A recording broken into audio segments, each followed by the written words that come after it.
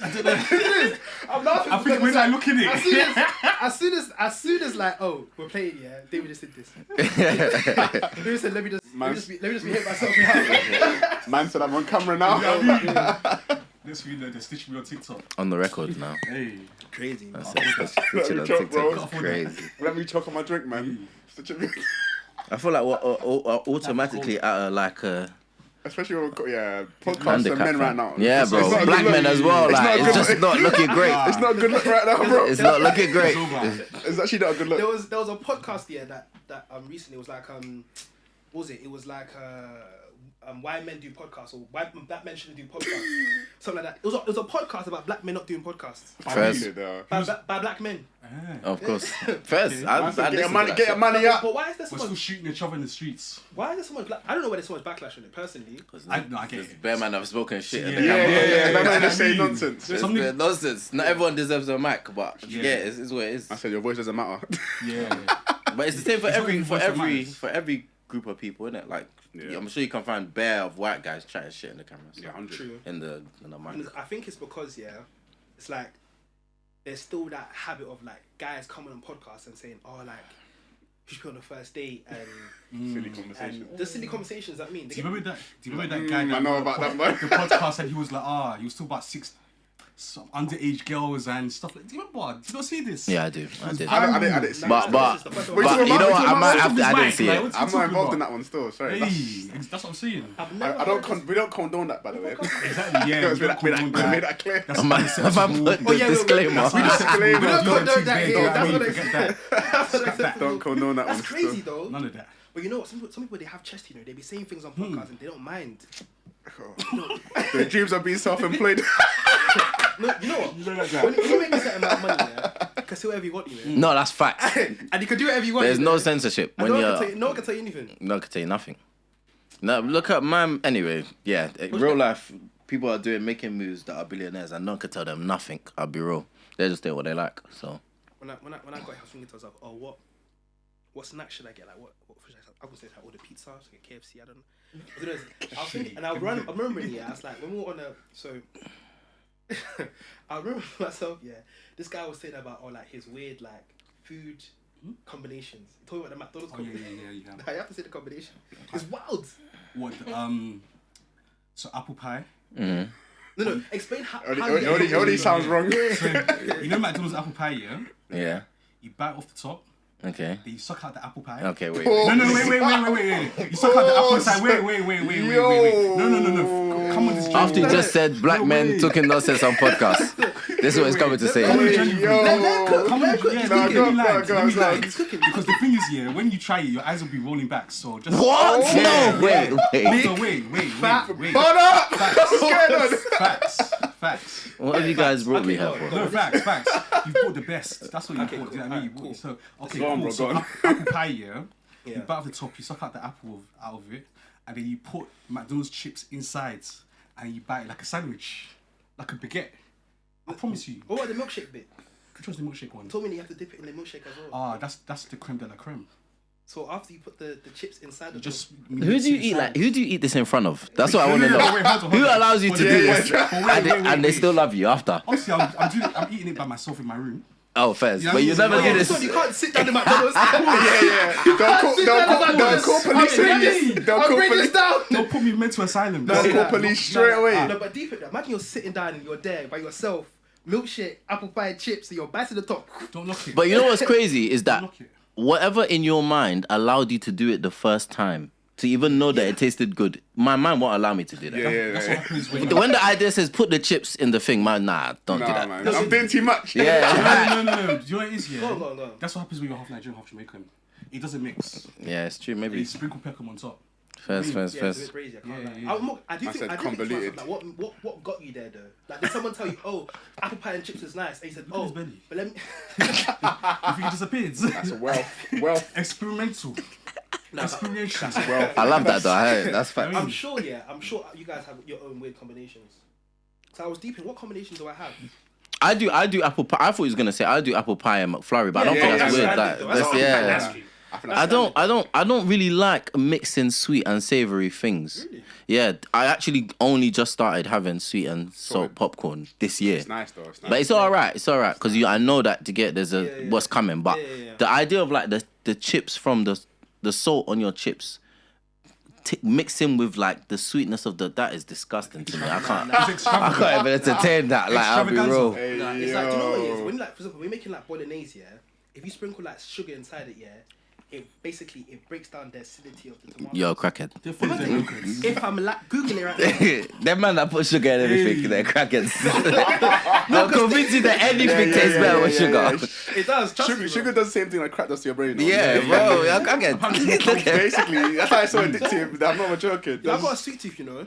Yeah, it's doing you in. It's doing you in as well. Don't worry. Sweet tooth is bad. Bad, no, it's bad. It's bad. Anything frying, anything microwave, anything toaster. You're there. Yeah, I'm excited. Do you know what, my mum just biscuits. she had a mad thing with like not letting us have that in the house when I was young. So I feel like we'd even have white bread. Brown bread, brown sugar. She just so I don't really get those urges, but if there's sweets around, I'll finish. It goes two ways though, because it's like my dad did the same thing. He didn't like to have juice in the house. All he drank was water. If he had Coke, water every day. All he drank was water. If he had Coke in the house, the runaway. My dad will be complaining. Or Coke, you have cancer. You know that they see something on WhatsApp, and they'll send it to him. That's my dad. My dad is a WhatsApp warrior. Do you know what I mean? The onions and COVID put in the corner of the room. Do you know what? That's a real thing. They had my mum in a headlock.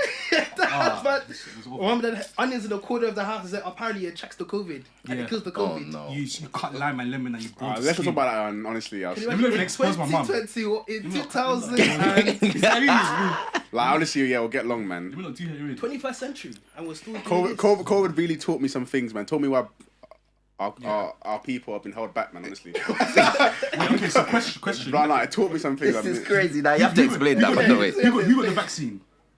I have the vaccine. I have the vaccine, but my reasons is because I travelled. Same. That's the exact same reason. I'll be real. And do you know the thing is, that's why people of our... I put this thing as explicit, so don't worry. Can't say what we want to say, man. That's why niggas were folding. Do you know what I mean? Because they wanted to travel. Yeah. That's the only reason why people got it. Oh yeah, of course. Did you get it? No.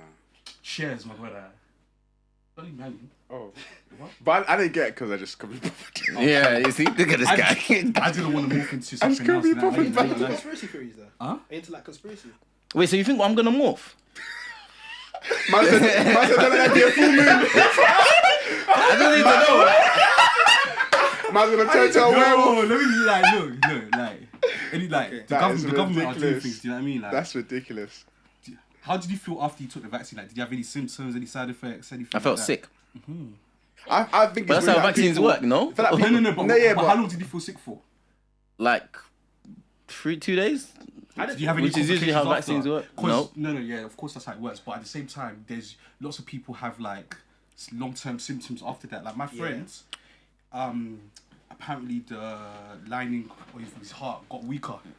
And if you Google it, there's a forum. There's that men like I don't know why men don't do that, but men are in the forum talking about how their chest is hurting and stuff like that. Crazy. Then when they go to the doctors, it's kind of like, oh no, it's fine. It's nothing like that. Do you know what I mean? Yeah. I just feel like it was developed too quickly. Yeah, they were saying that, but you know what? I never got any symptoms. Yeah, but my friend, the day he got vaccination. Went home the next day. He went to work in the morning. And he collapsed outside the site. Wait, okay, you laughing? Wait. You tried to suppress that laugh 3 times. I'm trying to back. No, do this because if you see me, he's a big guy, like goes to gym, like proper. And he was telling me, he was like, oh, like he went, like he used to work. Back in, he used to work in like retail. He said, sometimes working retail, you wake up like do the early shift, up at like 6 a.m. So he left his house. It was still like, do you know, it's still kind of dark outside. Yeah. So he got downstairs. He said he was just feeling He collapsed. I was like, he's feeling woozy. He said he collapsed on the floor. Damn. And then he just woke up maybe like 10 minutes later. He was like, whoa. Wait, at work? No, outside his house. He didn't even make it I'll to see the. them. Outside his house. Any opportunity I have to see work, I'll see them. Oh, your work. I swear. Alright, it's fine. Not my current employer, of course, because I love you guys. No one knows. That is funny. This guy. No, but sometimes you have to. Do you know what I mean? You have to, you know, do I don't what want you to be do. working for the rest of my life. You have explained, by the way, what you said about how it's held our community back. Oh, yeah, That's what I need to hear. Because, like, you know when the WhatsApp stuff were going around and my mum was just trying to... My mum was making some concoction. I don't know if you guys had this one. Oh, Your yeah, parents yeah, were making something mad with garlic. Yeah. Yeah, my parents, to this day. Bro, that shit's not doing nothing. Don't knock Garlic, the garlic, carrots, ginger. Like, bro, what's going on? And then boil it in hot Boil water. it in hot water and drink it, bro. have to There's sip hella it. vitamins, like, relax. Yeah. The worst one was mom cutting onions and putting in the corner, man. What are you doing? No, the onions and corner is crazy. Yeah, that one's... Putting the that cutting onions and in putting the in the corner is corner, crazy. telling me that's gonna... Words. Maybe the Are we? 5G. Are we back in the playground? Man, them saying bad No, smells. 5G. 5G. I was even entertaining the 5G thing. I was even The entertaining the 5G, 5G yeah. thing. I can't even like bought it for a second. You know what I mean? I was gullible like that. I was staying indoors, but It was like very confident. Imagine I was When you staying thought I was indoors. gonna morph, I knew you were gonna. Hey. A lot happened in What's that? I was 2020. staying You know? indoors, you know? A lot happened in 2020. You know? That was a crazy year. But man. Twitter was lit though. You remember when COVID first came out? Twitter was on fire. You remember? You know what I remember about Good news. COVID is that Tory Lanez was running the world, and now look at the guy. Yeah. I What- just remember what that he what was he actually like everyone was on that What's his show called? every day, huh? What's the show called? The Instagram Saturn Radio. I forgot what it's called. I can't remember what it was. Storms had his own thing as well. Remember? Where's Yeah, Storm? Someone's Stormzy always. now? Stormzy. You say Stormzy? Is that I what said you Swarm. said? Stormzy. Oh, shame. He's gone into He's scrapping now. He's a boxer now. Yeah, Yeah, he's scrapping now. doing his thing.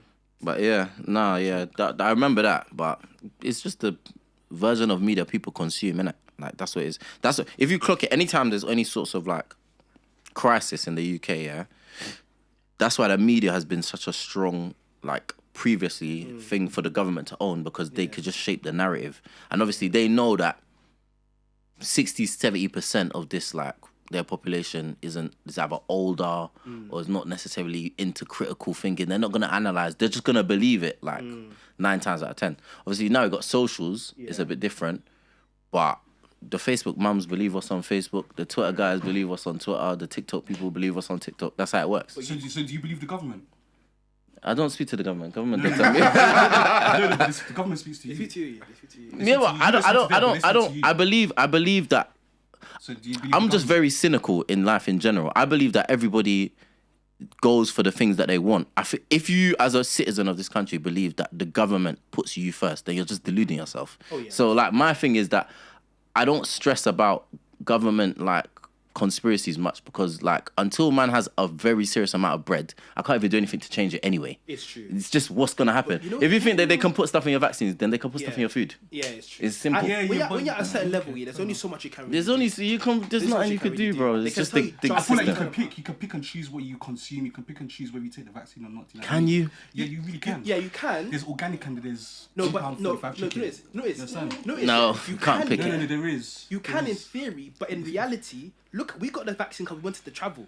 So it's like they can just say nobody is traveling until you get the vaccination. So by force, you have to get. Everything the government in this country says you have to have, you have. I don't have the vaccine.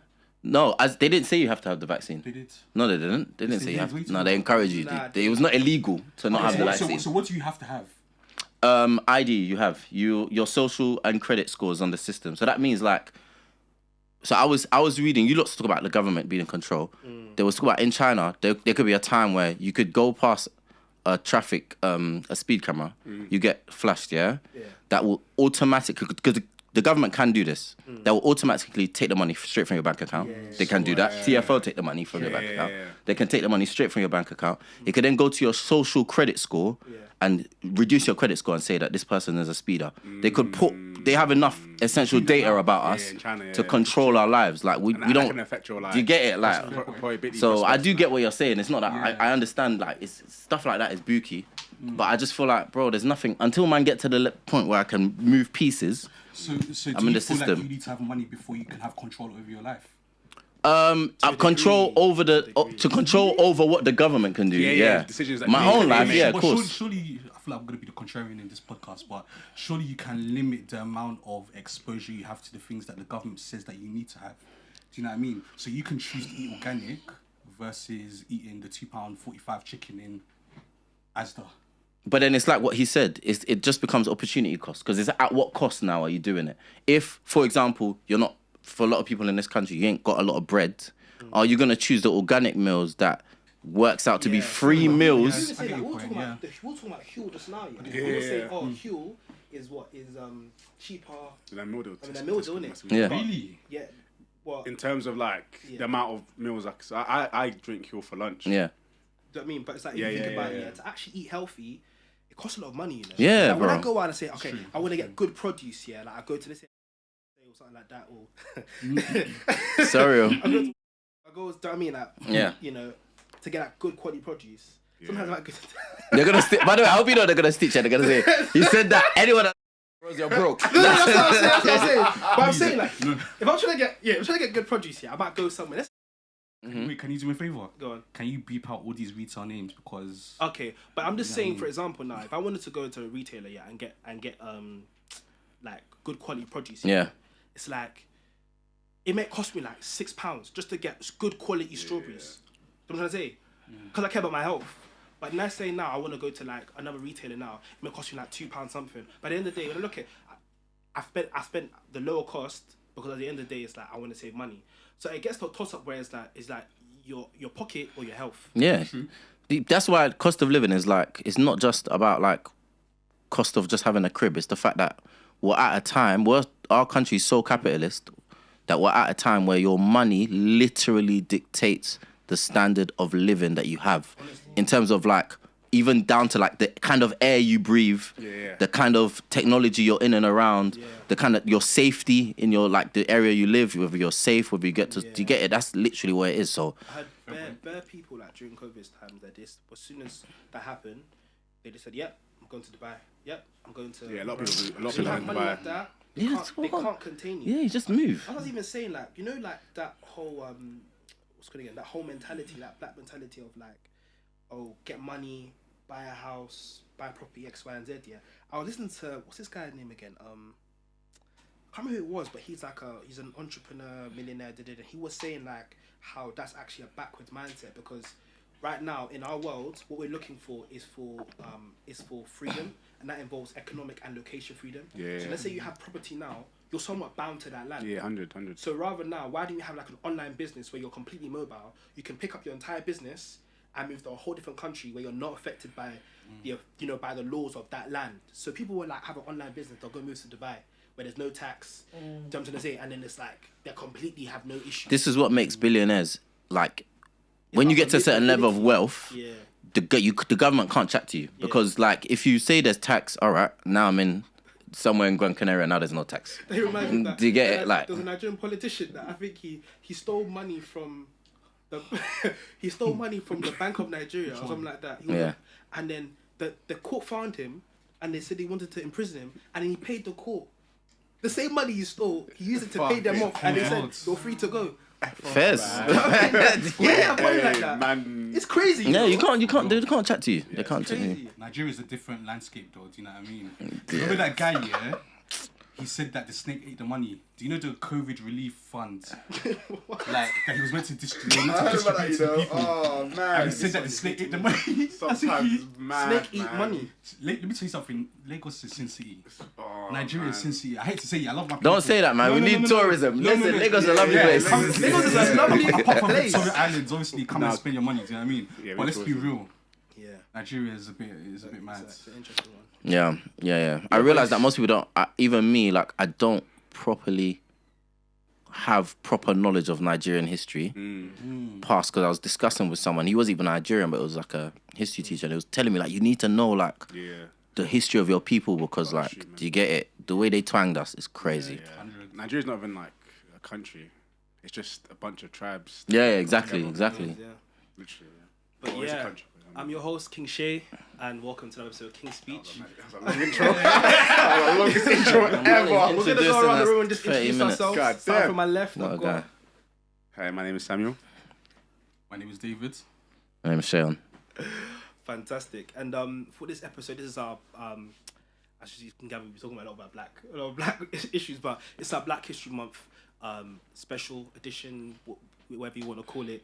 And yeah, we kind of just broke the ice already. But one of the things I wanted to talk about was so there was a tweet that, like, as like hot topic, there was a tweet that Anti Joshua posted that and he said, I was speaking to someone who's rather intelligent, and I asked them about the African/Caribbean community, a lack of unity, and we rely on athletes and entertainers and comedians to be leaders and voices of the community when you need teachers and intellects to lead. There are many positive things, but I'm asking about these 2 points. All views are welcomed. So obviously, I was deep in. I was thinking to myself, like, do you think, like, basically, what is you guys' opinion on the black community, and do you feel like we have leaders, and do you actually feel like it's a negative that we rely on music and athletes to be the spokespeople of our community, like especially men in the community? Like, we use rappers as like our ideal of what this is, what the archetype of what a man is, sort of thing. Whereas you have intellects, you know, you're a manager at work. Do you know what I mean? Like, you're a teacher. Do you know what I mean? Like, you're in your own lane as well. I don't know if I can say it out loud, but exactly. You're fine. You're in product management. Yeah, so, product management. Okay, cool. Yeah, doesn't link to anything. So I wasn't sure if I can say it, sort of thing. No, of course, yeah. I wasn't sure. Yeah, but yeah, he's he's inside. But you know, but do you feel like that is a crutch in our community? Mr. Contrarian. Yeah, I think it depends who the audience we're talking about is. I think we're talking about like the younger generation, and when I say younger generation, I mean people still in education. Yeah. I do think because of what is put in front of them. That those are the kind of people who people might look up to. For example, when I was in school, I think because I know mentally, I knew I couldn't rap. I knew I wasn't good at. That's something you be honest with yourself. You got to do the checkbox. Can I rap? Am I good at any sports at a professional level? Yeah, am I fast? You know, like those two things. Am I good at? Should I do the crime thing? Nah, no, I'm not good at that either. My mum's gonna ship back to Nigeria if I haven't tried that. If I haven't tried that one. So I said like, okay, cool. Other ways, like maybe entrepreneurships or. I think I'm really happy, RIP to him, but like I'm really happy people like Jamal Edwards were alive and around and prominent, because that was the kind of person I wanted to be like. Like, I know he was still in the music industry, but what his position that he played was more of an entrepreneur and being a connector and building platforms. Yeah. And I felt like, cool, I think I can do that. Because that just doesn't take natural talent. That takes you being able to be creative and you like working hard and, you know what I mean, thinking of opportunities. I think a lot of men in school were entrepreneurs, you know, the typical selling sweets in schools. Like that was me, you know. That was a lot. That's a lot of man's stories. I had to shot in school, man. Out of necessity, out of greed. We don't know. I got robbed a couple of times, but the older ones were like, I've got stories. But yeah, I think if we can get more role models at that earlier stage and excite them to the fact like, listen, cool being a rapper and athlete, the media looks exciting, but there are also rich people who are doing corporate stuff, doing entrepreneur stuff, and put that in front of them. I do think there could be other leaders in the community, but I think as you get older, I think most people like post university, they clock the real world is different. There's way more ways to be successful than just what we see on the media and school. So that's what I think. Yeah. But do you feel like we as a black community accept like intellects as role models? Because I was thinking about the other day, I was thinking like, because I was actually at another podcast and they were speaking about this thing, and like I said a point I was gonna say a point about how like I think systemically, black people, we haven't been taught to really appreciate education. I feel like it's only in maybe the last, I guess, kind of in our generation really, but even then it's still up and it's still like kind of growing in a sense. I feel like we don't have a history of appreciating intellect. I'll disagree. Really? Yeah. I'll disagree, man, bro. I think our parents pushed education heavily. I think now, do you know what I mean? I feel like post their mistakes, but think about post their lifestyle. I feel like because it's not cool. Like our parents like are probably we're probably first generation, right? Yeah. So I'm second, but yeah. You're second. Okay, cool. So that means your parents were born here, right? Actually, I researched this the other day.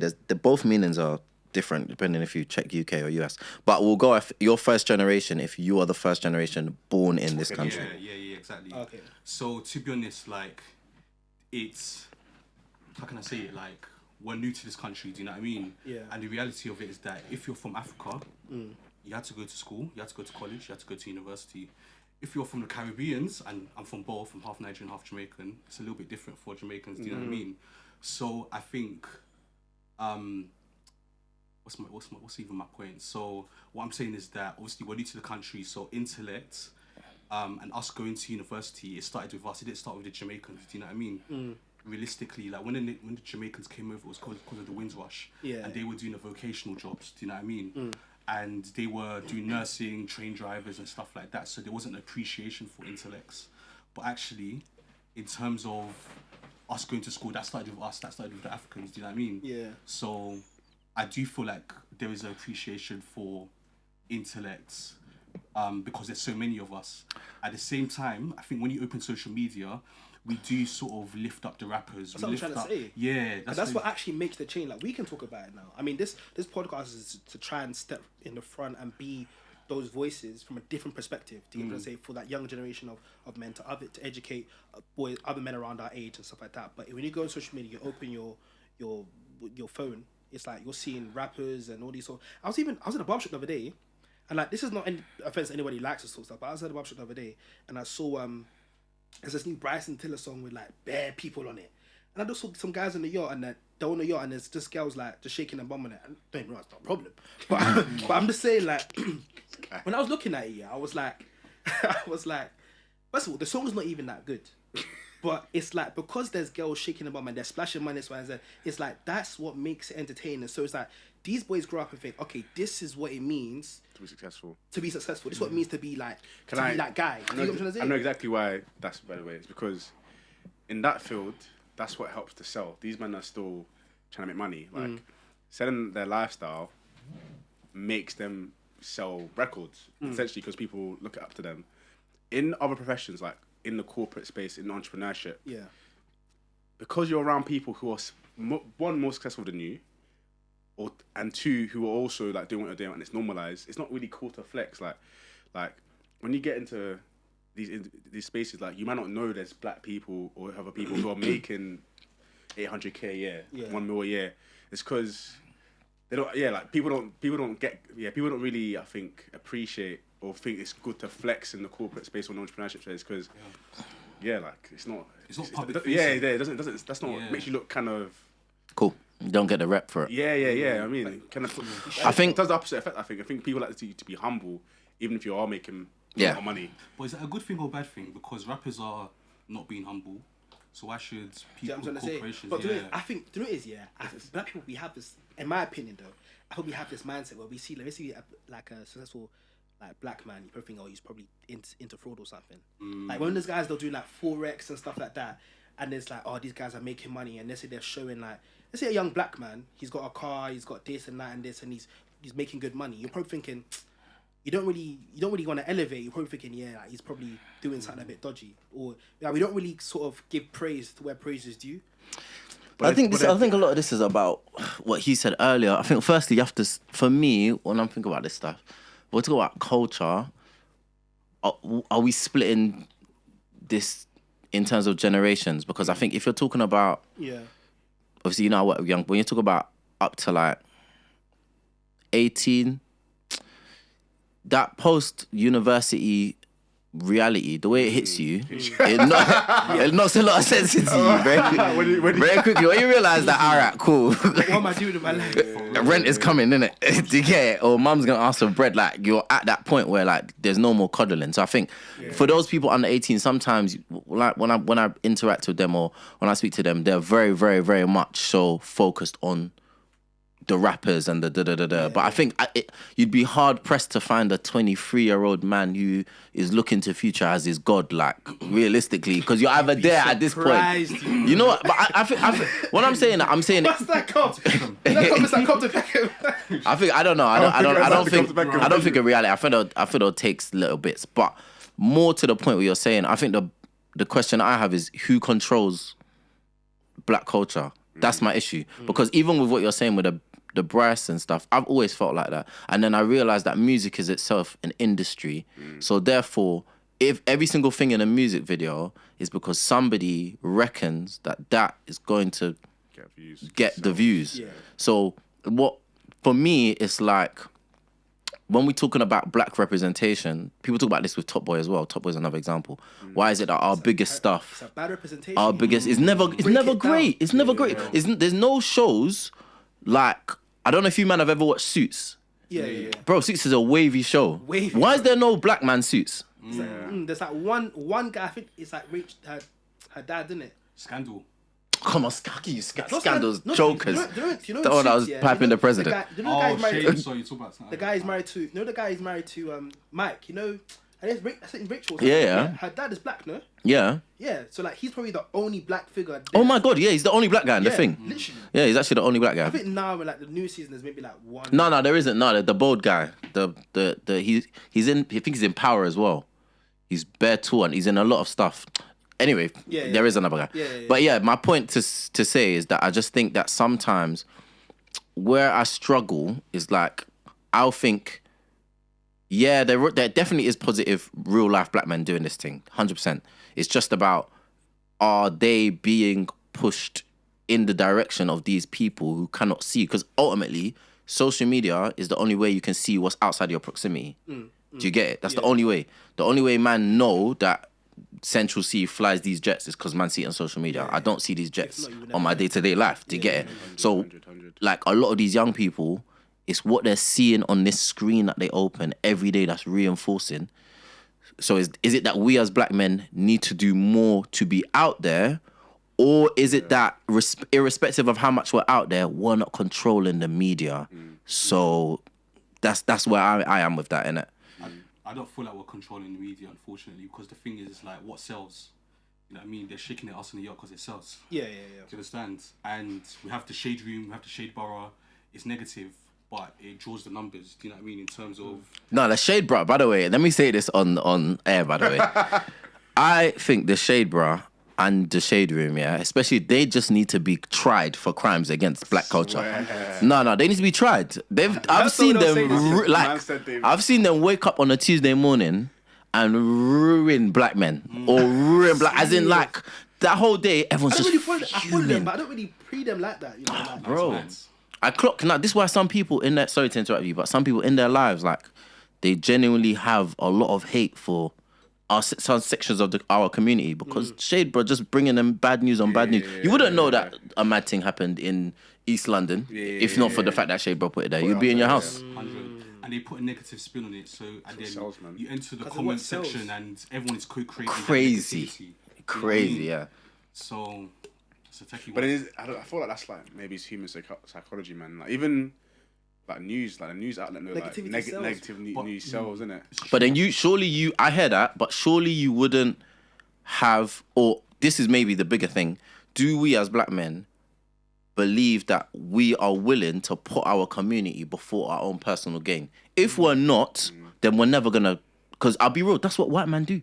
That's what all these Indian men do. They'll at their point, they'll say, listen, if our community isn't up, we can't be up. So let's grind, rise the community, and then, do you get it? For me, if someone says, oh, I'll offer you 100K, but you've got to post this thing of black people struggle, I've got to ask myself the question, is it a win if my community is still... I think it's kind of like now, is like when you think about it, it's like, I think it's only really about in the last couple of years where Africa has seen like a place that's good to go to. Yeah. Whereas before it was like, oh, it's, you know what I mean? It's Like trench Tarzan. towns. It's crazy. We're swinging from bank to bank. Right, bro. Your huts. It's Crazy, nuts. man. Like only in like a couple of years, it's like now. I was talking to someone the other day. I was like, oh, would you ever go to Nigeria? It's like, oh, Nigeria. Do you know what I mean? It's like It's deep, man. And tourism plays a massive part in like massive economic part. Yeah, man. economic value, man. Yeah, man. But why do you think that is? Where do you think the shift came from? Is it TikTok? Is it Instagram? Is it? I think it's music our generation? generation. Music. Yeah, I'm convinced Oh, that Afrobeat I've thought about this. The timeline at which it became cool to be an African coincided with when Afrobeat started banging it. That's true. Clean. When Burner come out, clean. My stocks was high. I remember exactly. Well, like, yeah, of course I'm from Nigeria. I like you. Yeah, sure, I thought it was high. Yeah, bro. No, your stock goes up, Yeah, you know? your stock goes The up. proud thing to say now, I'm Nigerian. It's proud. It's It's proud. Statement. bro. I was even gonna say, what's your favorite thing about being black? Like, what's your proudest thing about being black? And that for me it's got to be the Raz of Afrobeats, you know. When you see Ashake Raz boy like that on stage, and he sold out all of OT. Anyway, what was it motor? That guy, he tore that up, man. Bro, that's the best performance I've ever seen, by the way. I've never seen a performance. Yeah, that Ashake DLT performance. After that, I said I have respect. I have respect. Nothing but respect. See this guy again, and then he OT. Good, sick energy. You know? Yeah, tremendous. OT Tremendous. let us down small, but you know. I'm sorry. I didn't go for that. It was bad, man. When he was there, like I think, what was it? He came. Oh my days! He came late, and then he went into a helicopter. I think I saw that. And he was in a helicopter for like 10 minutes, and he was late. And we're all there to stand. We're watching it like this. Like, what is this guy doing? We're all just standing there watching it on this helicopter. We're thinking, actually, you're late, you know. What is late though? When did he come on? He came on like I think he was supposed to come out at usually come around like maybe like 8 or something, 8 or 9. What time did doors open? The doors open like 7. Doors open. See, this is what I mean. So that means Brent came out late as well, because he came out at 9:15 maybe. Yeah. Actually came out at like 9:30, almost 9:40. I don't think that's late. crazy. I don't think that's late. I feel like that's late. I've been old too. People come out at 10. Someone come out at 10. David said, I will be here by 7 o'clock. Nah, it was late, man. It was not too bad. And then he came late. That if you know how long he was in that airport. No, the helicopter is crazy though. No, the helicopter. Because I know everyone's neck is hurting. Indoor as well. No, you'd be annoyed, you know. And then he not even finished the set. That he was singing. What's the good again? What song is it? I'm Lonely at the Top, and they cut his mic off. Oh no! But I heard he went over though. I heard he went over. That means he was late. That means he was late. If he didn't finish his set, it was late. He even ran out, and it was like, you can tell that he's maybe, you know, I'll give you some small money.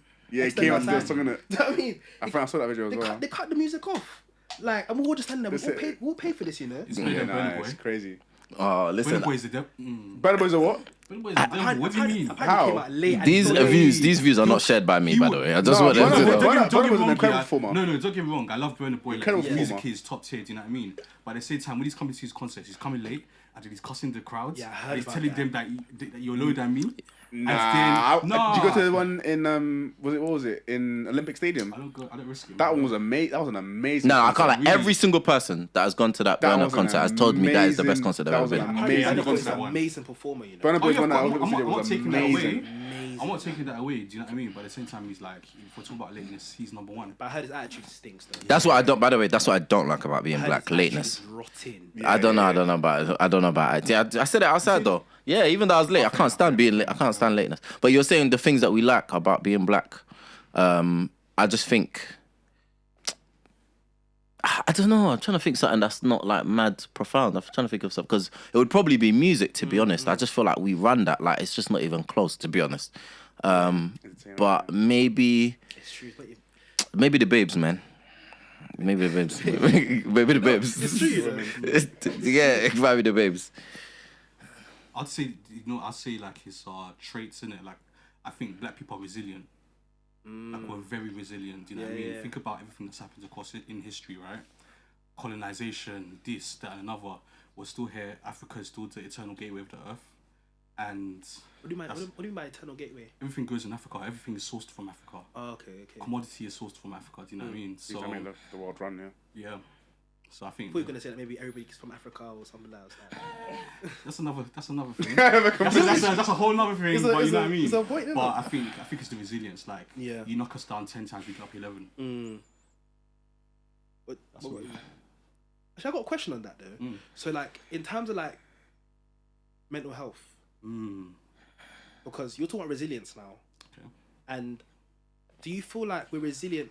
So my train of thought is this: is like, so if you go, especially you go to like your like, especially in the African community, I think black in general, but African community for sure, it's like if you say, oh, you know, like I'm depressed or I have this and this, they'll be like, you don't. In Jesus' name, you're not depressed. You don't.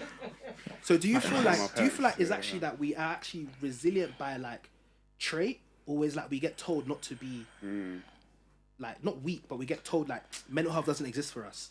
I think it's changed now, but maybe back in the day.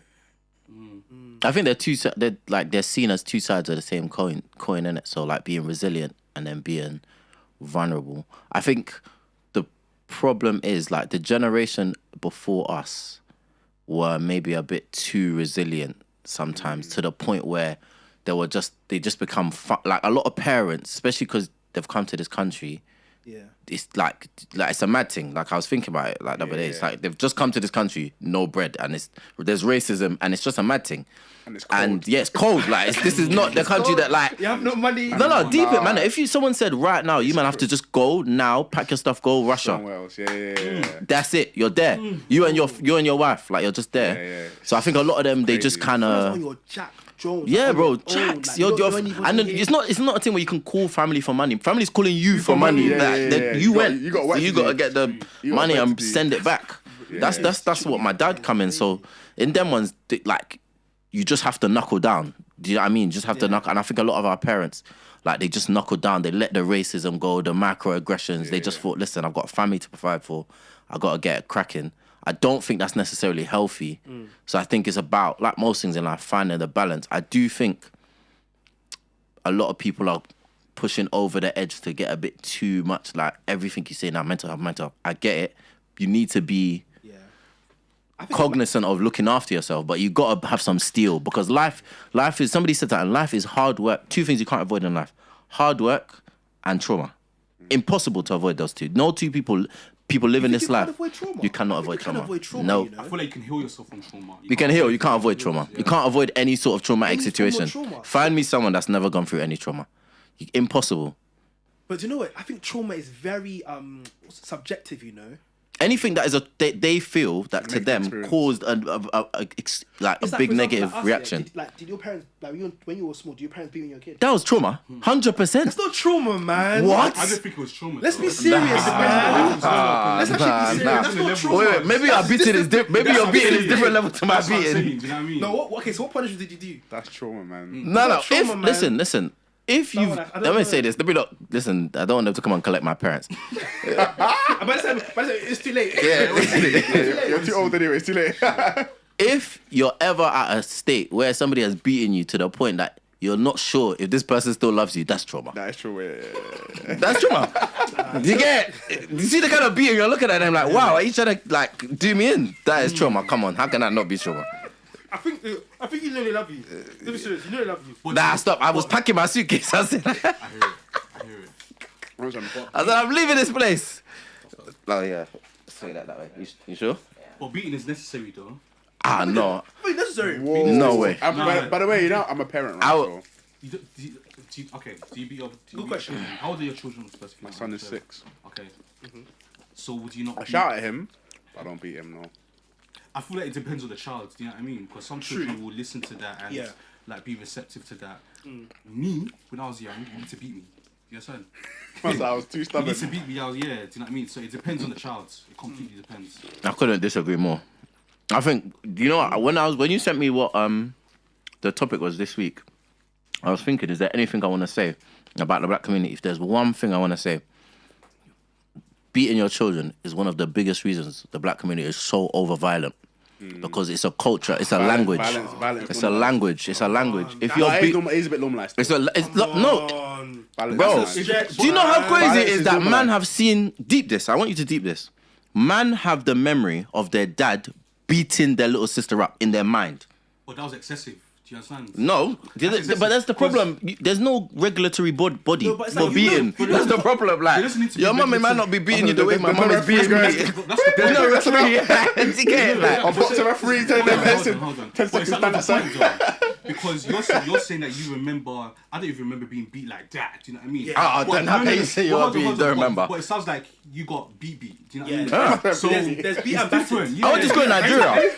There's beat and I would just go to Nigeria. yo. So like, this is what I'm saying. Like, Okay, fair enough. yeah, that's what some parents but will I do. feel If like- not for the fact that police will take some parents Yeah, 100%. from nursery, that's what some parents will do here. I feel like it's like a light hit. Not that you're getting spatched and you're beating your child. No, Do you but that's understand? not. I wouldn't call that a beating. If you're a tap on the wrist is not a beating for me. When you're saying beating, that's when go and get my belt, Yeah, you need lie that- down, you need and you're that- getting you need flogged. that- Like, See, but that's your. what did you think that? No, wait. What this guy talking about? Hold on. But that's your perception. Hold on. But that's your perception. That's Fucking abuse. hell. Yeah, but this abuse. what. But other people Beating are gonna is beat abuse. it. Beating is Hold abuse. on. Let's be real. That's abuse. Beating is You abuse, understand? if your parents saying lay down and they're beating you for belt, that's abuse, bro. Yeah, but that's what I've been saying. Yeah. But that's not beating to me. Okay, fair. It's just different. Like an ear twist or something like that. That's not being, man. What is this, man? That's being disciplined. Come on, man. You see, that's beating. I got beats though. Even white people, they'll say like, I give him a little cuff around the neck. Yeah, you can take that. But I'm talking beat. Do you know what beating is? Yeah. Look, I think if you're there, you're like, do you know what I mean? Man, so you got hitting. What? I know man them that have been told go pick the what you want to get beat with. Yeah, hundo. Picking a sauce. Nothing you're saying is new. So man, I've got to think about, and they got every hits Chris, they had all the belts on the. And the thing is, listen, honestly, it sounds crazy. He's laughing a bit, but my guy was saying like, listen, so I had two choices. If I went to go pick it, the one that was like not that hurtful, I'm gonna get beat more. But no, but deep this, he's like 10. No, you're like 10 years old, strategically, and you're in this situation where like you're having fight or flight because your dad is gonna beat you downstairs. And then people are telling me that that's healthy for our community. They can't be, man. It doesn't make no sense. That's stress. No, man. No, wait. I have a second. Look at these guys. I have a second. The second repercussion of that as well. That teaches you to fear and feel like every single person who is older than you has authority over you, and that leads to like a lot of being vulnerable to abuse. Outside and not being confident to say something that's wrong. Challenge authority. Older than you. It depends though. And that affects how successful you can be. Because it's the guidelines of your parents. Let me tell you something. When I used to go to church, my mom said no one can beat me. Do you understand? My mom will beat me, but no one else will beat me. So but you stop saying beat because it's not beat. Your beat is different to our beat. No, your one is a beat. You got. But that's beating. I don't understand. It's not. You got battered. Yeah, you got battered. Do you know what I mean? Like, I don't understand. If your parents says lay down on the floor with a belt, I'm flog you. So wait. So what did your parents? You know, love you people because you're a great person. Yeah, of course. No. But I just want to know. So when you lot talk, let me get this right, because in my mind, a beating is a beating. It can't be twisted of air. Define a beating. You gotta feel it. Any sort of like continuous beating, like I don't understand. Like I've had it all, and to me, it's not trauma; it's character building. That's what strength. Character. That's what they said. The generation before you, that's what they said to the lower one. When the older boys were taking them to beat them. These times when he has... There's rap smacking ones. These times he's got PTSD. But you know, that's actually another thing as well. Like when a lot of black men get in situations with people that become physically aggressive to them, they get PTSD because the only person that has beat them is their dad. Wait, so what? If you're in a fight with another brother... No, it might not be. That's the problem. Sometimes it's not. I don't think sometimes it's with men. Sometimes it's with women.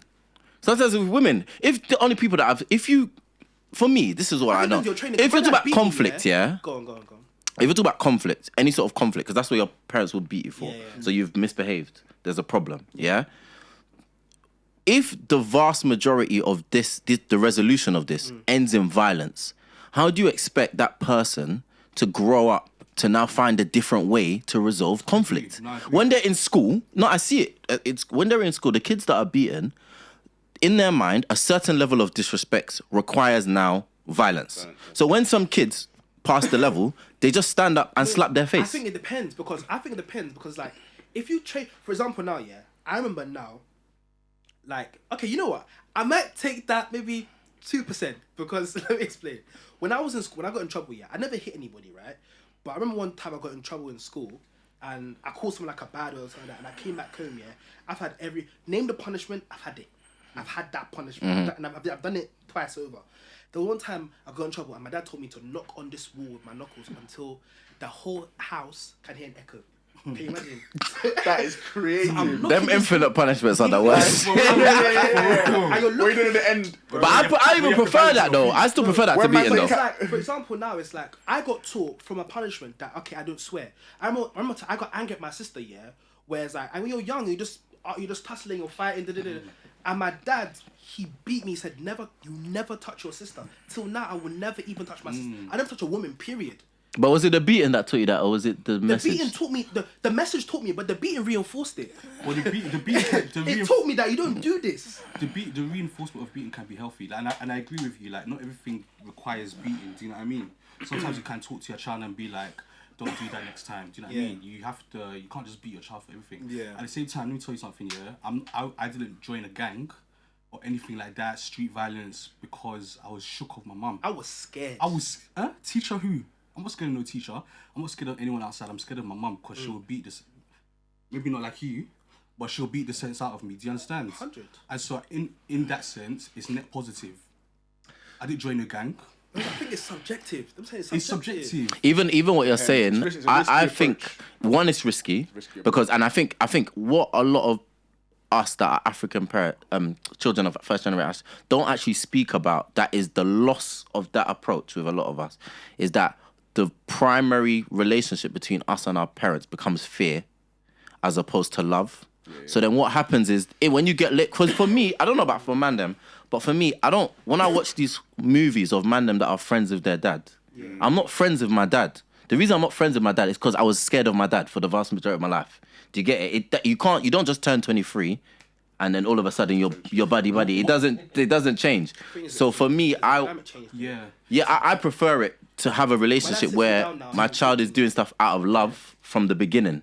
That's for me. I wouldn't want him to fear that he will die. And then all that happens as well is that I hide my mistakes and then I suffer them alone. That's why I never talk to my dad about women because I don't need to come flog me. Do you get it? If I did something wrong, so I just hide the mistake. But at a point, I think your parents, they know, it's like, if you beat me now, there's no point. You're just yeah, of course. Yeah. My mum did it one time and I was looking at them. You have to fake cry. Yeah. That's when they know the jig is up. Yeah, the jig is up. At a point, it's like, come on, this thing, it doesn't work. Yeah, man. What age did your parents stop beating you, and did it gradually reduce as you got older? It definitely gradually reduced. I think it gradually reduced for me because I just stopped having it. Do you get it? It just got to a point where I was like, see, now if I beat you up now, do you get it? Everyone would say I'm mad. But what age is that? But we're fighting. How can that be how this is? So I was probably maybe 17, 18.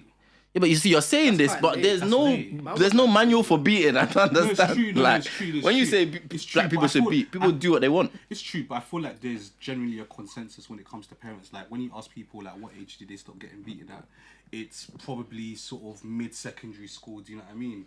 17 is mid-secondary school. Yeah, bro. Wow, they've done well. It's true. Like I stopped getting beats in secondary school. Like as soon as my mom hit me and she knew that it didn't really have an effect, she stopped beating me. Do you know there's and it's a thing of you have a conversation because obviously when you go through puberty, like don't forget when you're a child here, you don't have that consciousness. Do you know what I mean? But as you get older, and you build that consciousness, especially after puberty, which is rough. You understand? Like your parents, well, my mom, my parents started to speak to me more rather than beat me, and I think maybe that's the sort of distinction where maybe you still might have some fear towards your parents or your dad. Do you know what I mean? Yeah.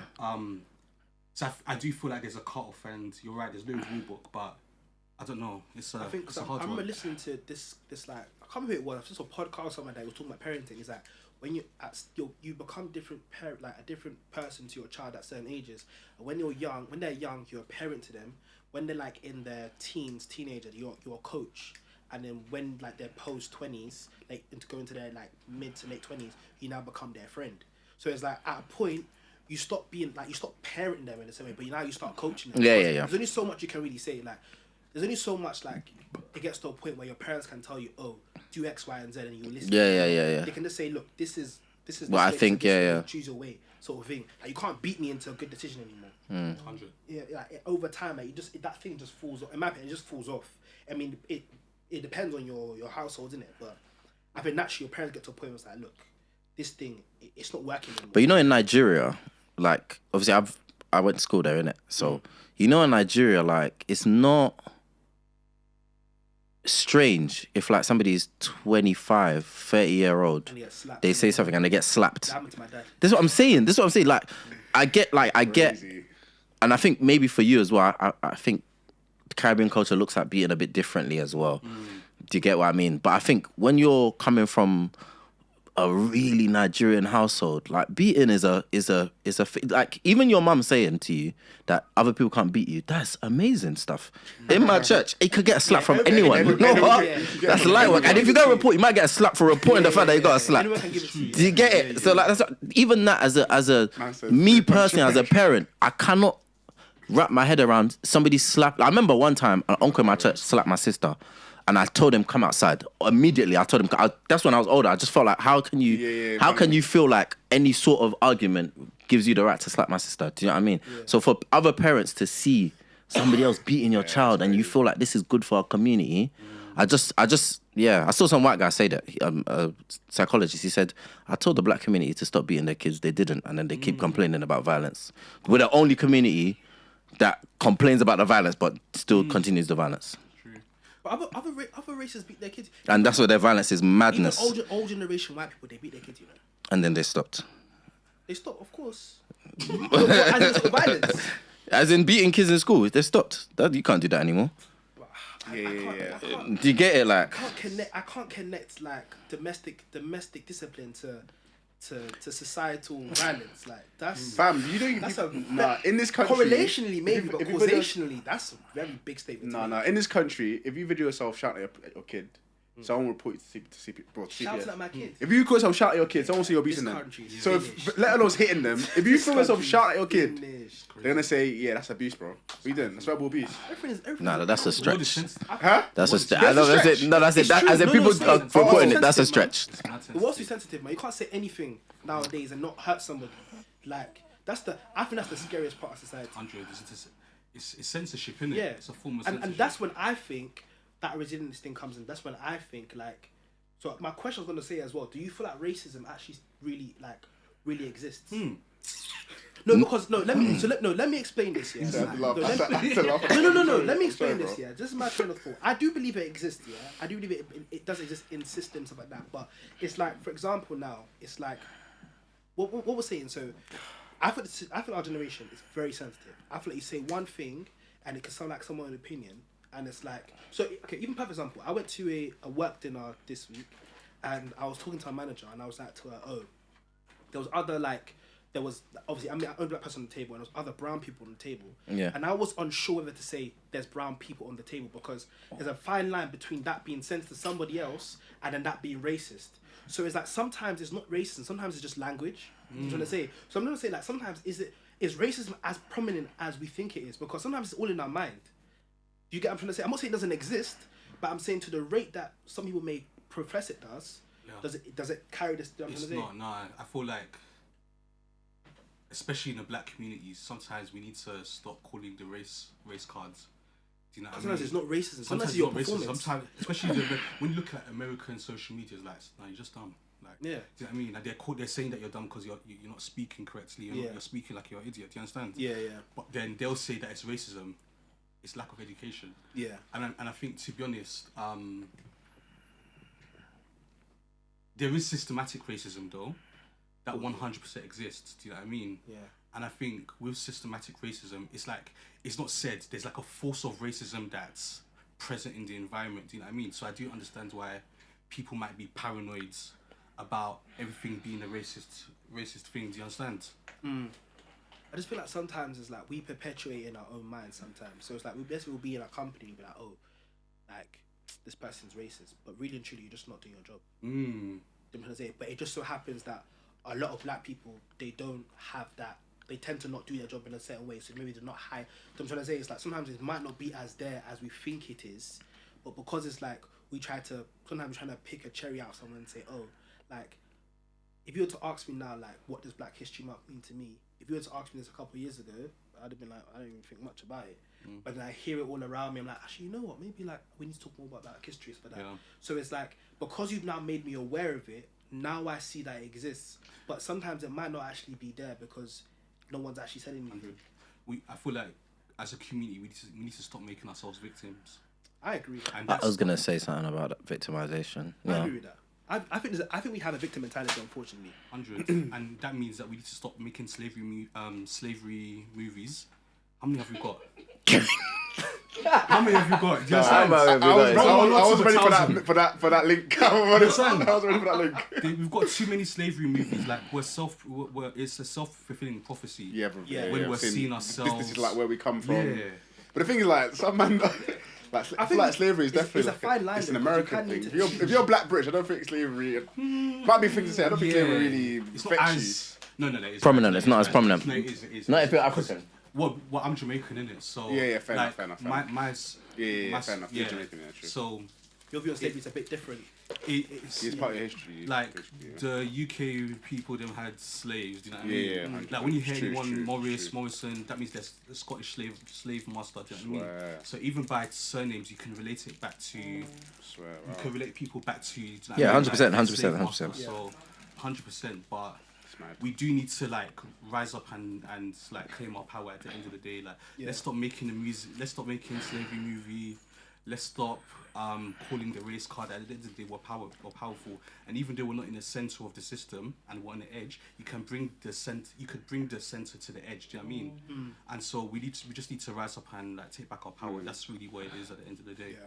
It's like, for example, you know, that during like 2020, this whole rise of like as soon as BLM was out, there was this rise of like black businesses, and I think that was so problematic because I think. No, let me explain. By the way, what that woman did with the BLM money is crazy. By the way, Yeah. that is crazy. So deep, man. That's what the Shade bro did post that one. I noticed. Did you see her house? All right. No, No, what is it? BLM in America, BLM in England. Oh, What there's even more mansion? than- I think it's the one in America, the one with the short hair, like. I didn't hear that. Yeah, like that's deep, man. She bought a couple houses. That's so deep, man. That's so She's in crazy. jail.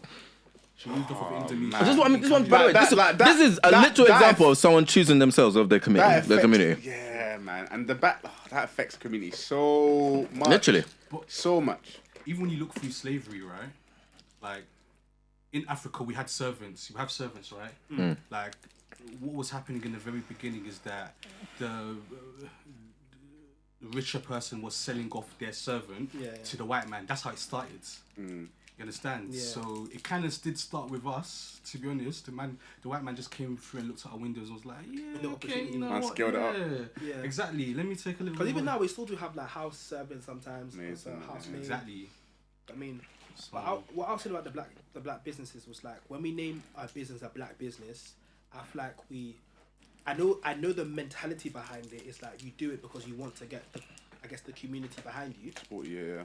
But then what you do is unfortunately you also segregate yourself from the right population. Yep. So then some people, they get this mentality where it's like, oh, I don't feel like this product is for me because it's a black business. Like you don't necessarily hear it's a Jewish business per se. Like it's not a very, I mean you hear it sometimes in passing, but it's not like a term.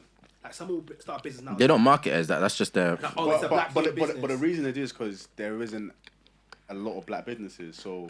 But there is though. There is. There actually is a lot of black businesses. The guy who owns, for example, now, let's say the guy who owns Gatwick, he's black. He's Nigerian. You know what I'm trying to say? It's like you don't have to say, "Oh, this is now a black airport because it's owned by a black man." yeah, hundreds. Do you get what I'm trying to say? Like it's an airport. You know what? Yeah. Black airport, you know.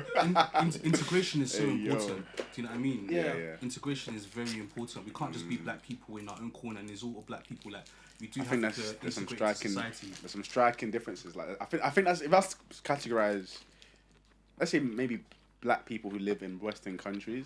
I think it's those two mentalities. There's integration mindset, and there's separation and like segregation separation mindset. And I think that affects all your decisions. If you come to a country like, listen, I'm actually gonna do my best to integrate. I'm gonna you're gonna go to rooms and speak with everyone, speak with the people, with the majority of people who live there who are probably gonna be different from you. If you have the separation mindset, and I see it like you're gonna only try to find people who look like you, go to places where people who look like you are, and as a result, separate yourself from the majority of everyone else in that country, and as a result, it'll be a bit harder for you to progress because it's difficult. So I'm scared sometimes when you're in a workplace, it's like because naturally you just want to be people you're comfortable with, and you hang out with black people. Now, sometimes the black people, I'm be the first to say this, sometimes the black people are not the one to chill with, by the way.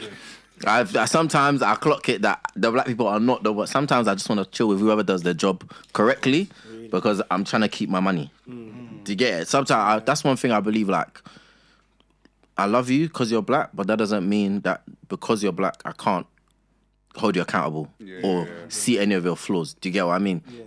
That's not really my kind of vibe because that's the mindset that's holding us back. Sometimes if you're black and you check on a black person, they don't.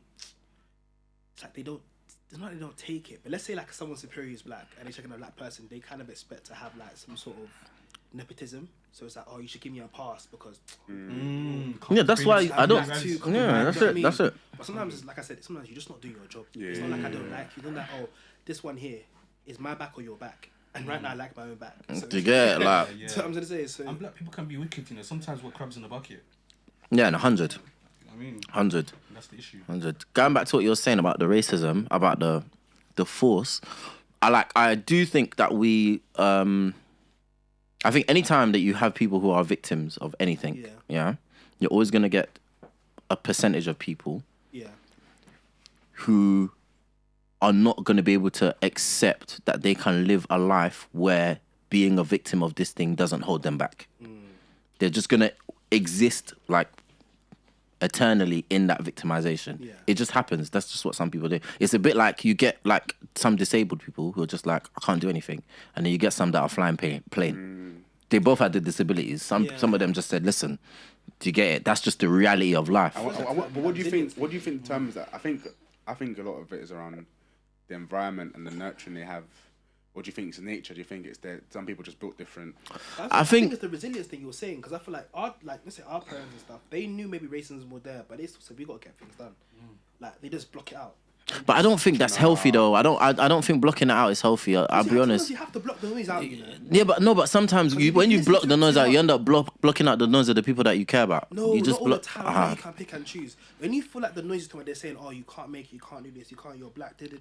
At a point, you have to tell yourself, you know what? I've come here to do a job. I come here because I need to do something. You can't be walking around, and that's what I think. Like that's why I feel like social media is bad, because we're too exposed. Yeah, it's to true. Too many voices. Yeah, it's true. So then people have this thing where it's like they don't know, they don't have their own mind. Yeah. They don't have their own resilience. That's true. Or they get to a point where they feel like there's too like they need the approval of everybody else's voice before they can move. That's true. 100. So even example now, like me doing a podcast now, I was like, so if no one supports me, I'll keep doing it. But other people will be there and it's like, you feel scared to do something because it was like, they'll be pointing out this podcast, this person, or this business, or whatever it is, and it's like there's so many voices saying you can't do something because of this, or people of this group, or people like this can't do this, and it's like what? Sometimes you have to just turn it off and say, look, I'm gonna do my own thing. You have to just be able to zone out. That's true. You do have to be a little bit delusional in this life to get on. That's what you're saying. You know what I mean? You have to be crazy. about that. That's true. A little small. No, just a about little that. bit. You have You to tell yourself you can do it. Do you know what I mean? No, when reality hits you, Now, the thing is, it's like reality is what you define. It's what's in your mind. Or It's like true. you have to be like overly optimistic. I'll take that. that's a better I'll take way. Delulu. I don't know about sometimes you Delulu. have to have a little bit of crazy, you know, because what do you think about insanity? By definition, is doing the same thing over and over again and expecting a change. So, like I said, entrepreneur, right? That's saying I'm gonna do a business. The whole world telling me it's not working. Business 1 failed. Business 2 failed. Business 3 failed. By natural logic, I should just stop. 100. But I've told myself this is something that I'm gonna do, and you keep doing it. It's not that I disagree. I just wouldn't call that craziness. I'd call that faith. I just have faith. Faith is telling you, even when it's not this time, it will be the one. But people have faith. You call them crazy. I don't. That's because we But have some faith. people, it's true. It's We true. have I faith. hear it. We I have hear it. faith. I You hear gotta believe in something, man. It's not the same thing. Though. It's just it. Yeah, I get you. Different framework. So I mean, Yeah, no, I hear you. But I do think with what you're saying about the resilience, I do think that people don't even. I'm gonna be harsh. I think like on social media, I think a lot of people just go on there to moan with other people that also want to moan yeah, because it's easy to moan. yeah. And now, like, no matter what you say, you can find a community of people that will, Agree. That will support you. so that you could just go in and exist. Yeah. And I feel like that's what, like, I see a lot of people in what's really changed about our version of humanity is that everyone has 2 lives now. They have their life in reality and they have their life on social media. And some people are way more comfortable living more their life on social media than their life in reality. So they talk about these colorism, this thing, and then they're not. It's not only are they not doing anything to make a change about it in their actual environment, they also rather complain about those things than fix the more pressing issues in their own life, which I think is a bit strange. And that mentality creates a self-fulfilling prophecy. Like, I think it's scary the amount of black people or people who can maybe come from ethnic minorities who would be in a room with like majority white and think everyone there hates them. But And see, that's the they go in there Delulu. and think everyone there hates me. And then you actually perform in a way that everybody will end up hating you. Do you get So, it? it's like you walked in your own thing. That, Yeah. Do you feel like now talking about that duality, right? Of I guess your persona. Do you feel like the black community has an effect on how you not present yourself as a man, but on your archetype or your idea of your masculinity. Because in terms of like you're talking about popcorn. Talking about the resilience aspect, yeah, it's like, or I guess having that sort of like, yeah, I guess the resilience aspect, yeah, it's like, let's say you see a got that Tyrese thing when he was crying on and when it was happening, people were gunning him, you know. No, even a better example. A better example is Will Smith. Yeah, Will Smith, the black community, we are rubbish. Will Smith, but I hope you know. It's like this is a man, yeah, who's going through a very hard time and a very hard situation. This is the guy we saw on TV that was in I Am Legend, iRobot. That was, I mean, serious legend. Serious, I mean, like, what's that? I watched him in Ali the other day, by the way. Men in Black, and it's like we see in the situation now where his wife, people sing some, I want that Jada and Will love sort of thing. Do you know what I mean? And this guy, because of his love for her, she's embarrassed him. Let's be honest, she's actually embarrassed him. But it's like, do we give him that audience where it's like we can actually cater to that what he's actually going through, or is it because of the black community? It's like we put a certain idea that he's, as a man, he should be able to deal with it. Because I feel like if it was a white guy, I think the reception would be different, you know.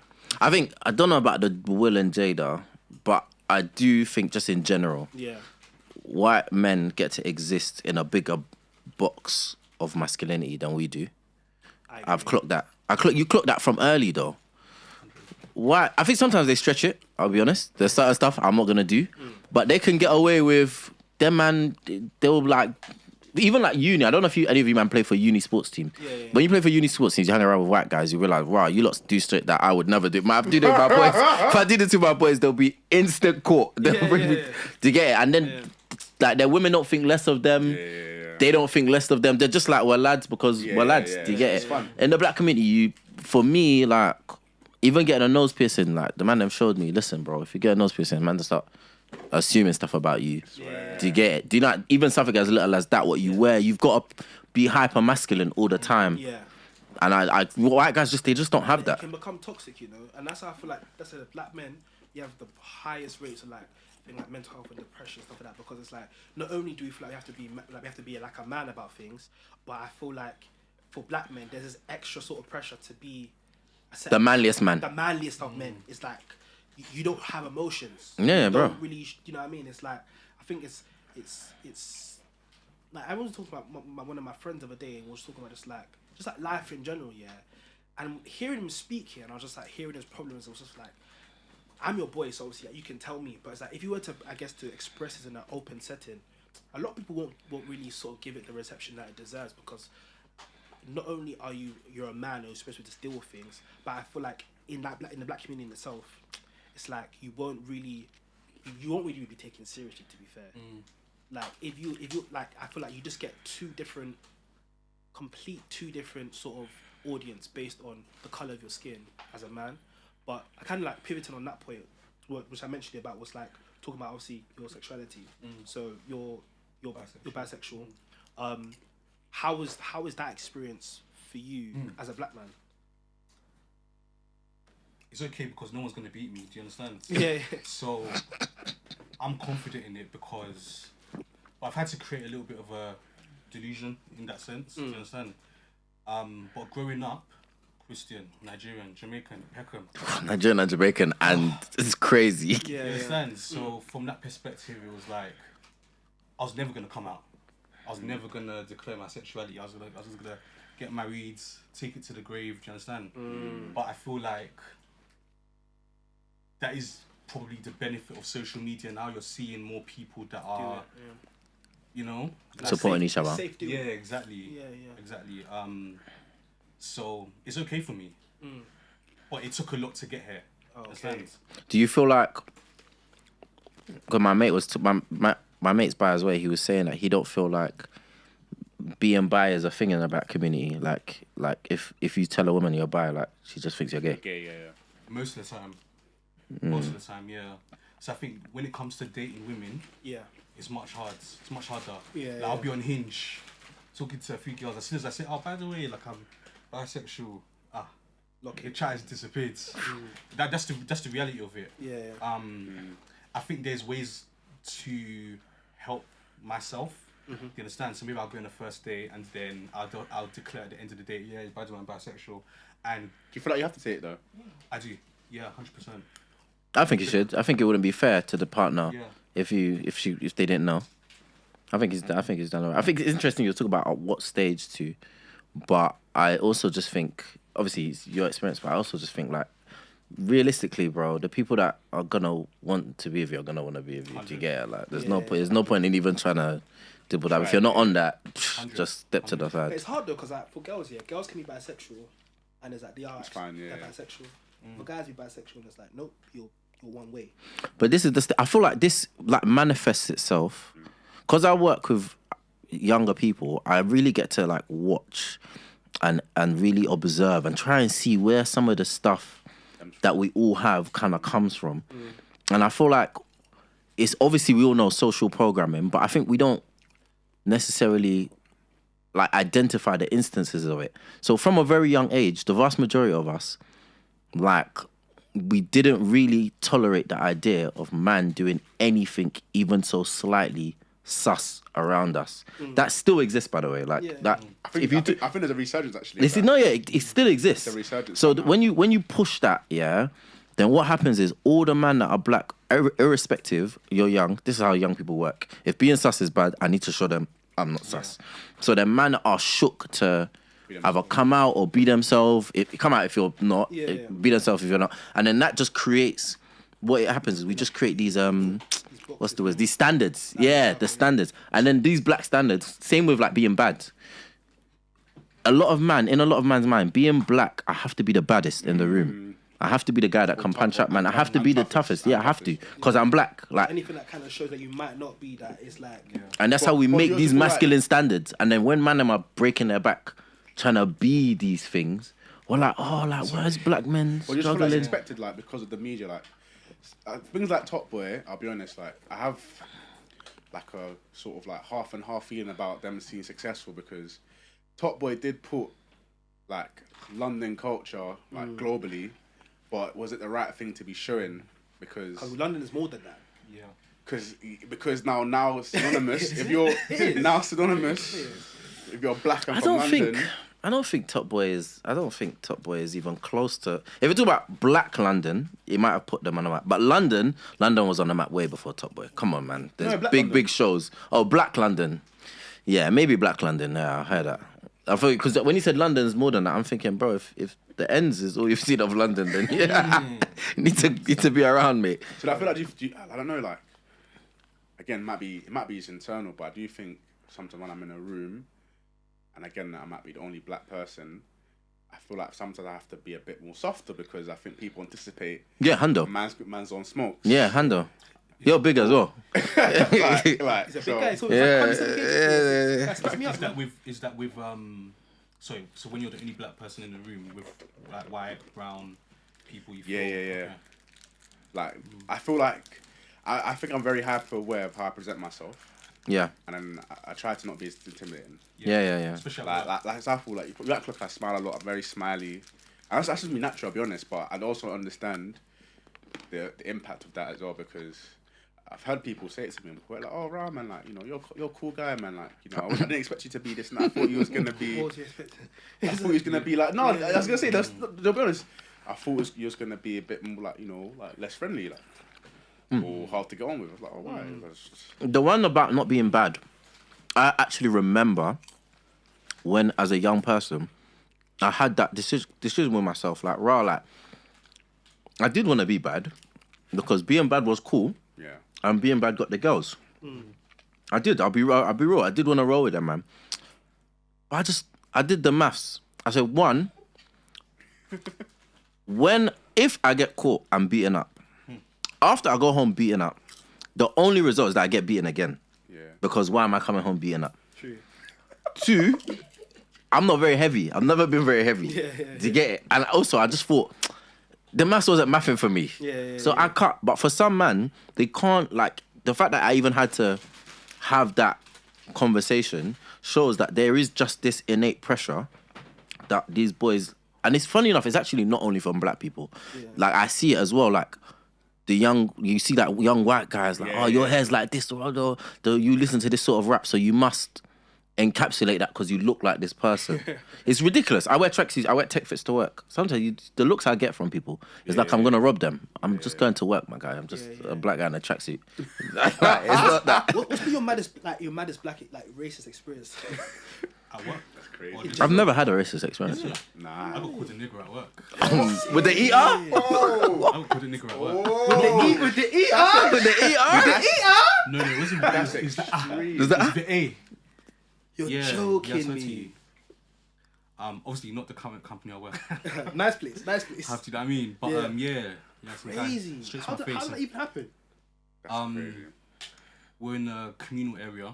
Yeah. It was like a small company, you know the ones where it's like there's probably about 30 people. And he was like, it's like a start. Yeah, he was just a white guy in it. Do you know what I mean? Like a proper white guy. You know what I mean? Yeah, gazer. A geezer. You know what I mean? Fucking geezer. So I must have said something to him, and then he was just like, yeah, you fucking nigga. He's like, What'd you do?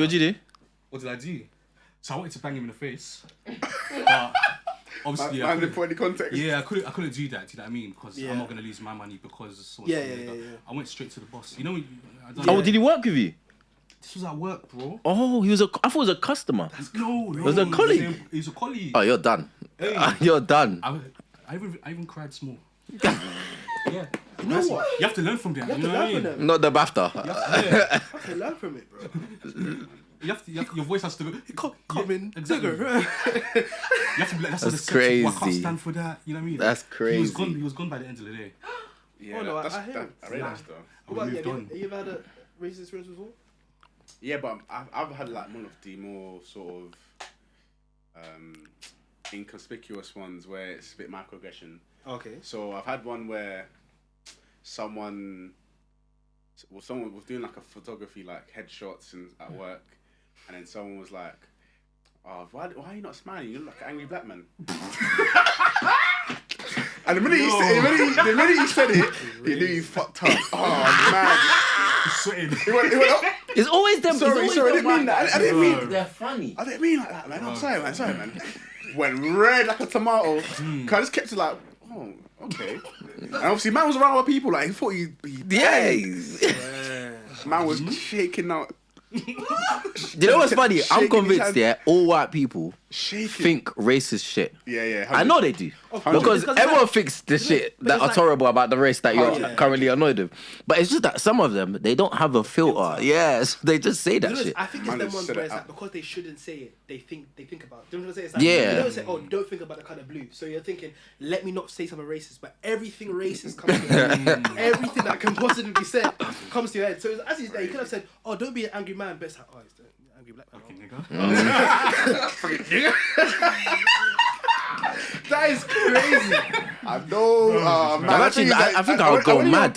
When you unpack it, just something dumb that happened to them. Maybe like back in school, someone, the man, them just took his phone. Like I think there's been experiences where people have interacted with black people and they just hold on to it for the rest of their life. But even black Hold on people to do the that rest of though. life. But even black people do that because I'll give you a perfect example. My parents didn't meet no Jamaicans till they came to this country. They had 1, 2,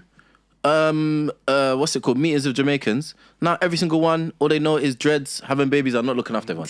Do you get it? Like that's what people do. That's how stereotypes basically. Yeah. Not to marry Jamu. Need to marry Jamu. I know it was mad because my parents were so against Jamaicans until one of the head teachers at a school I was at was a Jamaican woman, which was so similar to my mum.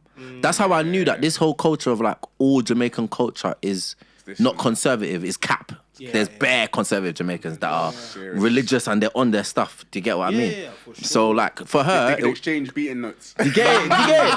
Do you get it? For her, that's what happens usually. You meet someone that challenges your stereotype, Yeah. and then you change it. But nah, definitely bare conservative Jamaicans. They're just not at Carnival. They're just not at Carnival. Carnival.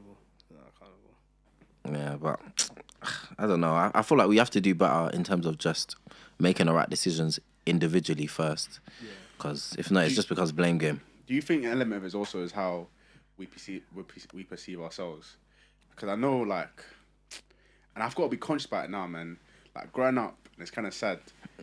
I would never notice like, or never feel kind of way when I see white guys on the street.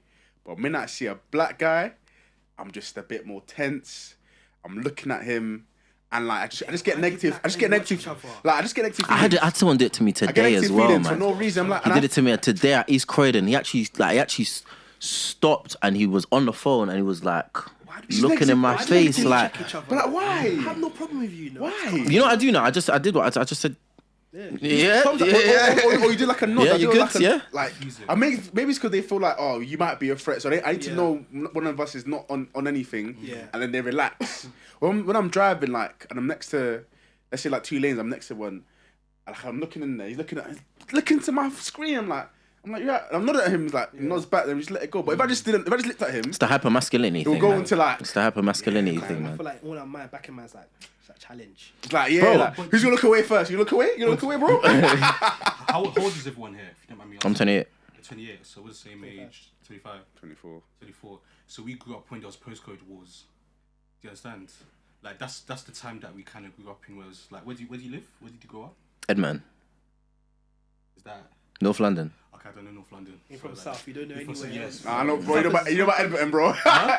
You know about Edmonton still. No, not from back in the day. No, even back in the day, I swear. Oh, no, I don't. I've like South London born and raised. You know what I mean? But it's like I grew up in Peckham. Do you understand? It's like you walk down the road, people are like, "Oh, you're from Peckham," or you go to Brixton. It's like it's automatic beef. Yeah. People are like, "Where you from?" Do you understand? And then it's like a situation because everyone's repping ends. Everyone has tags. Whenever always be younger, tiny. Do you understand? So I feel like we grew up through that era, and a lot of those boys are still stuck there because they still do the same things that they did back then. They haven't really grown and evolved, so they're still on that kind of flex where they're saying, oh, you know what I mean? They're looking at you different. It's a hard thing to grow out of, but I think we don't do that now, probably because did everyone go uni? You went uni? Yeah. We went through education, we graduated, we got jobs, we entered the real world. Life exists. A lot of people I've got a point about that, about postcode stuff. I actually think it's not as dumb as we realise it is. Okay. I actually think it is. Do you know why? Because when I realised it, when I deeped postcode wars is just a lower level of like war in countries. Like there are man them who are going to who are representing a country their that community owned. Yeah. Hates another people from other country who they don't know because they've been told someone did something wrong to someone that they don't know. Like deep it like when people sign up to go to the army, and then there's a war, and then they're killing other people in that army. None of them own any land. I think you're right in that sense. It's just the same as gang war, but like on a lower level, no? I think the thing about gang, I hear you, but the thing about gang wars that I think makes it they're a tiny bit dumber, if it makes sense, is that when you're fighting for your country, you're 100% sure that the fighting you're doing is gonna benefit your community, your community as well specifically. Whereas we are in the same community, we're just 2 roads away. Sometimes we're even related, but we're just 2 roads away. That's where it gets ridiculous. Like I get it if it's like man, them are gonna fight for resources. That's men in general. Put men anywhere, they're gonna fight for resources because they're gonna want to do what they want to do for their family. However, I think the idea of like rah is literally because you are there and I'm here, even though really and truly we could actually work together and get the same thing. That is the main reason we're beefing.